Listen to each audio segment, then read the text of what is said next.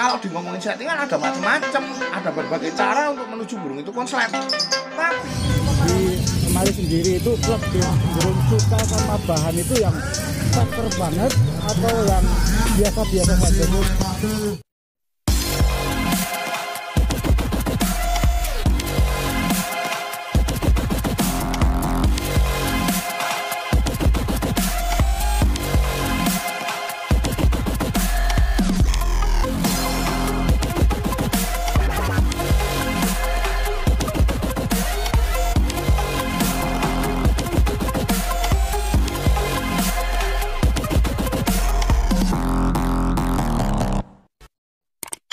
Selamat pagi sahabat excellent, semangat banget hari ini aku ngevlog nih. Hari ini tuh agak semangat saya karena hari ini saya bahas lagi-lagi bahas sama beberapa teman-teman sering-sering di grup, ya kan. Asik lah, intinya asik, pembahasannya asik. Jadi cerita tentang pemahaman sama settingan. Rata-rata orang sekarang itu belajar settingan. Dan orang nih baru belajar tentang konslet.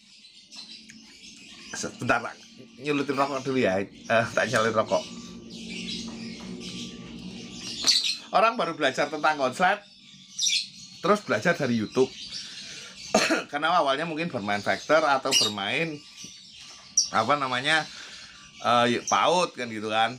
Terus pengen nyoba konslet karena konslet itu masih agak mahal lah, sampai sekarang juga masih agak mahal walaupun ya tidak semahal dulu. Nah, akhirnya belajar dari YouTube. Dan ketika belajar dari YouTube ada yang seperti ini, ada yang seperti itu, ada yang kayak Om Novi jantan versus jantan, ada yang kayak Om Agung GRC dikerodong betinanya terus. Om Agung GRC, sorry ya belum tak bahas di sini ya.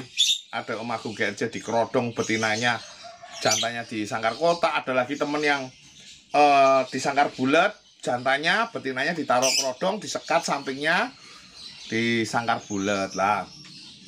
Ketika orang itu bicaranya settingan akan bingung karena tiap suhu tuh bagiin settingan beda-beda. Ini bicaranya settingan karena mereka nggak jelasin. Zaman dulu konsep orang itu jantan bukan jantan itu konsep orang itu jemur kencang, pakan kencang, jebol birahi. Konsep itu muncul bahwa pemahaman tentang burung labet yang konslet itu konsepnya jebol birahi. Dan saya waktu itu takut banget nyampein tentang jebol birahi. Karena apa? Di situ banyak susu. Mohon maaf para suhu, tidak bermaksud menggurui. Di situ banyak susu saya yang beberapa juga konsepnya hampir sama jebol birahi. Dan susu labet kelas tinggi juga waktu itu konsepnya jebol birahi.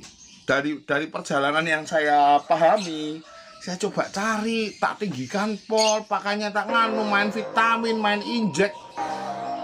Wow, sampai sekarang nggak ketemu. Istilahnya sampai setelah sekian tahun tuh nggak ketemu gitu loh. 2 tahun saya belajar tuh nggak ketemu gitu loh. Dan bertahan, akhirnya aku bertanya-tanya, sebenarnya bener nggak sih konsep jebol birahi? Sampai waktu itu saya ngelakuin 3 settingan, pakan rendah, pakan sedang, sama pakan tinggi. Dan endingnya ada yang pakan rendah sama pakan sedang itu malah enak gitu loh. Tapi yang pakan tinggi banget, over-overan, itu malah nggak bunyi, malah mangap-mangap. Waktu itu labet Bravo yang udah jalan lapangan, udah konslet, awalnya di pakan sedang. Akhirnya burung itu jadi 3 sesi cuman mangap-mangap doang. Dan nggak ada bunyi, padahal waktu itu sebelumnya udah sempat jalan lapangan. Bravo itu aku beli 400.000 dari tempatnya, di Facebooknya namanya Om Heri SHK Cirebon. Halo Mary SHK. Waktu itu burung gestang, terus tak jodohin sama PAUD. Terjadilah jalan lapangan, belum jodoh sama betina. Cuman karena nafsu pengen cepet segera ngunci, masih tak tambahi. Akhirnya setelah jalan lapangan malah tak gimana caranya ngunci, tak ganti jodoh betina, tak kawinin di sangkar kotak.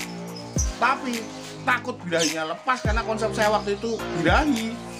Wah, genjot sama pakan kenceng, pakannya macam-macam dicampur-campur gitu kan. Saya nyari pakan misalnya waktu itu Ebon Milti, terus campur lagi sama Golcoin perkutut, sama Fancy. Karena dari pengalaman saya belajar dari beberapa guru, beda-beda pakannya. Nah, tak kasih vitamin, tak kasih obat jago super top, tak kasih minuman konsepnya Pleci dulu tuh yang apa namanya apa ya, sari buah ya, jadi fermentasi. Karena waktu itu fermentasi itu juga untuk orang posting katanya biar bisa mangap, biar bisa ngeplong kan gitu kan. Nah, bahkan pernah saya melakukan injek suntik, mungkin saya udah cerita di vlog yang sebelumnya ini, dan endingnya burung ini malah rusak gitu loh. Kalau zaman dulu orang posting burung itu melet-melet, mangap-mangap, kata Om Danang Hadi, nguap-nguap, itu ngecek-ngecek birahi terus sampai nggak karu-karuan tingkah lakunya, malah dianggap sebagai sesuatu burung yang bakalan konslet. Padahal kalau zaman sekarang ketika orang posting seperti itu, sekian orang malah jadi dibully, malah hal-hal kayak gitu tuh. Apakah burung kayak gitu pasti konslet kan kayak gitu. Karena pemahaman orang sekarang lebih paham. Dan konsep jebol birahi ini perlahan-lahan itu mulai hilang.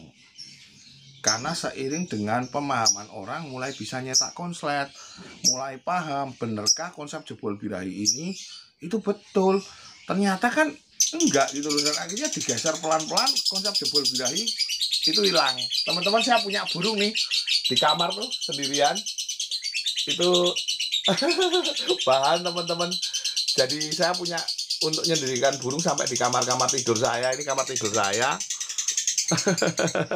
Nah, lanjut ke konsep jebol birahi ya. Akhirnya sekarang pembahasan konsep jebol birahi di YouTube ini nggak banyak keluar gitu loh. Bahkan ketika orang upload burung-burung mangap-mangap, melet-melet, itu nggak jadi sesuatu yang menarik. Kalau dulu saya posting Bravo aja yang dari harga 400.000 sampai cuman mangap-mangap 3 sesi di gantangan, itu ditawar 10 juta teman-teman. Sampai aku bilang, iki manuk rusak kok malah dinyang 10 juta. Karena konsepnya mereka bahwa burung itu tuh konslet. Ya bener, burung itu udah konslet, malah ini sedang posisi rusak gitu loh. Tapi malah ditawar kayak gitu loh. Sebenarnya nggak ada masalah dengan itu, cuman pemahamannya orang itu yang nggak pas gitu loh. Sehingga coba dilihat konsep jebol birahi sekarang udah mulai memudar, diganti banyak-banyak konsep yang lain gitu loh. Nah, makanya saya lebih senang teman-teman larinya ke pemahaman. Tak kasih gambaran ya, kenapa kok lari pemahaman. Tak kasih gambaran seperti ini. Mungkin yang nyimak vlog saya dengan Om Novi waktu wawancara di Purwodadi, saya ngobrol sama Om Novi, diwawancarai waktu di shoot sama Om Fai Rifai sama Om Pulalo. Ya, saya juga buat vlog bareng. Jadi bertiga ini buat vlog bareng. Sama temanya karena di shoot tiga kamera, pembahasannya 2 orang, cuman aku sama Om Novi. Om Novi Banjarnegara. Halo Om Novi, tak bahas ya Om dikit-dikit. Nah, dari situ Om Novi bilang kalau saya untuk ngeluarin dobelan pakai jantan versus jantan, dia ngomong kayak gitu. Lah terus dari jantan versus jantan itu saya sempat bertanya, kenapa kok jantan versus jantan? Dan saya gali, saya coba, saya menemukan sesuatu. Karena terus proses terjadinya Bravo, terus saya rewind lagi, itu jodohnya sama PAUD Bravo itu. Terus ada lagi satu bahan di tempat saya itu konslet Om, dari beli cuman murah gitu loh, tapi orangnya nggak tahu kalau itu konslet. Burungnya sudah sempat sampai nguap karena nggak bisa kawin. Itu cabul mungkin di postingan Facebook saya ada. Itu sampai cabul, nguap-nguap, tapi masih bunyi konsletnya, nadanya masih minor tuh masih keluar gitu loh. Dan saya beli murah banget itu burung itu. Dari Om Nanang Sanduki. YouTube-nya ada namanya Sanduki. Sanduki ya, Sanduki. Nanti tak terangkan di sini. Jadi teman saya itu Om Nanang Sanduki, saya juga sempat di vlog sama dia lah. Ketika pemahaman saya itu mulai bergusur, kenapa kok seperti ini? Akhirnya saya tanya sama Om Novi waktu itu, karena saya mulai tahu pemahamannya jantan versus jantan, dan rewind kejadian malah sebelum saya punya konslet, ya punya konslet pertama kali itu ya Bravo itu sebenarnya. Saya tanya sama Excellent dulu deh sebelumnya, cuman ada Bravo waktu itu, ada Bravo lah. Terus saya tanya Om Novi, Om pakai sistem jantan versus jantan. Kalau saya bilang saya punya 3 cara, jantan versus jantan, jantan versus PAUD, sama jantan versus betina yang nggak bisa dikawin. Nah, itu kan bicara settingan semua. Jantan itu ngeluarin dobelannya pakai jantan versus jantan, atau jantan versus PAUD, itu kan settingan. Atau jantan versus betina yang nggak bisa dikawin, egg bending, atau mungkin susah dikawin seperti yang saya bilang akhirnya jadi konslet karena nggak bisa dikawin. Lah, itu kan bicara settingan. Intinya kan sebenarnya nggak boleh kawin dulu. Cuman orang kadang-kadang salah paham. diterapin jantan versus jantan versus betina, mungkin ketemunya kan beda-beda. Jadi settingan banyak macam. Contohnya nih, Om Agung GRC dikasih kerodong, betinanya, jantannya diletakin sangkar kotak. Itu kan settingan gitu loh. Jadi pemahamannya kenapa diperlakukan seperti itu dan kebetulan ketemu gitu loh, kebetulan jadi gitu. Itu kan sebenarnya untuk naikin emosi kalau pemahamannya seperti itu. Sama aja dengan jantan versus jantan, jantan versus paut, jantan versus betina nggak kawin. Kalau di ngomongin settingan ada macam-macam, ada berbagai cara untuk menuju burung itu konslet. Tapi inti pemahamannya untuk ngeluarin 2 bulan supaya gacornya nggak hilang, itu nggak boleh kawin dulu. Udah gacor, dipasangin pakai betina, lepas kawin, akhirnya lepas birahi, kawin, lepas birahi, akhirnya lepas birahi dan nggak gacor lagi, bahkan nggak konslet, kan gitu. Banyak sekali kasus penjodohan yang salah dan kita pakai jembatan pemahaman tentang jantan versus paut ataupun jantan versus betina yang nggak ngawin. Itu bicaranya pemahaman. Pemahamannya apa? Inti pemahamannya nggak boleh kawin dulu. Kalau ngomongin settingannya, ya settingannya dijodohin sama jantan, jangan dijodohin sama betina. Settingannya dijodohin sama paut, jangan dijodohin sama betina. Nah makanya itu teman-teman, tolong menurut pendapat saya aja, mohon maaf tidak menggurui, tolong untuk nyeting burung lebih enak masuk ke pemahaman daripada ke apa namanya settingan. Karena kalau settingan Om boleh niru settingannya orang boleh, tapi sama dipahami burung ini itu disetting seperti ini bener nggak gitu loh, dalam kondisi seperti apa. Karena kalau ngomongin settingan itu sempit, kalau ngomongin pemahaman itu luas. Gimana caranya kita memperlakukan berbagai macam burung sehingga menjadi burung itu mengarah dalam sesuatu yang benar gitu loh. Burung seperti ini kalau diperlakukan seperti ini jadinya seperti ini. Burung seperti ini kalau dilakukan seperti ini jadinya seperti ini. Makanya saya sih buat landasan dasar. Coba disimak vlog saya landasan dasar. Landasan dasar burung. Kenapa? Karena untuk ngomongin birahi bunyi aja seperti apa, untuk ngomongin burung yang harus dikawinkan seperti apa, bahkan Om Novi sempat bahas 24 cara main kapan dikawinkan, kapan disangkar bulat, kapan, itu kan bicara pemahaman sebenarnya. Yang dibicarakan itu settingan, tapi bicara kapan atau bagaimana itu kan bicara pemahaman. Burung seperti apa yang harus dikawinkan, burung seperti apa yang harus digelodok, burung seperti apa yang masih disangkar bulat, burung seperti apa yang harus disingle. Itu kan pemahaman. Burung kayak apa sih? Itu kan pemahaman. Kalau settingan bicaranya ya burung disingle aja Om, biar gacor, biar konslet, itu settingan. Tapi nggak semua burung ketika digelodok kita lihat, oh burung jantan konslet itu digelodok, dikawinkan, akhirnya konslet. Apakah itu settingan itu diperlakukan sama? Misalnya jangan lihat burung konslet, Om tanya settingannya, Om ini rawatan hariannya gimana?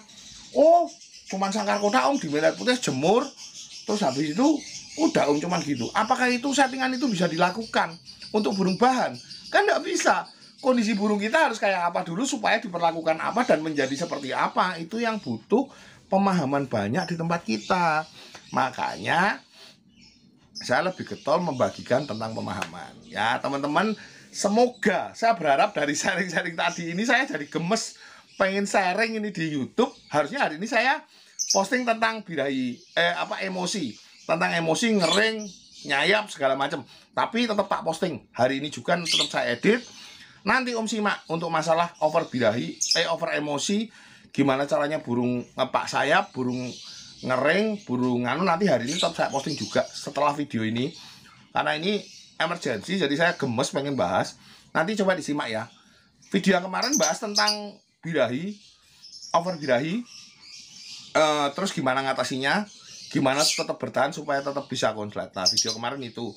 Video sebelumnya landasan dasar ya, pemahaman-pemahaman kecil yang harus kita pahami sebelum garap burung jadi konslet. Mau pemahaman dasar aja kita nggak tahu, kok bicara konslet, gacorin burung aja nggak tahu kok bicara konslet. Nggak usah bahas konslet dulu deh kalau belum tahu penggacoran. Kalau menurut saya gacorin dulu bisa nggak, nurunin birahi bisa nggak, naikin birahi pemahamannya gimana, kan gitu. Segitu dulu teman-teman, hari ini semangat banget aku, semangat banget gara-gara sharing. Oke, segitu dulu, salam minor, masuk akal.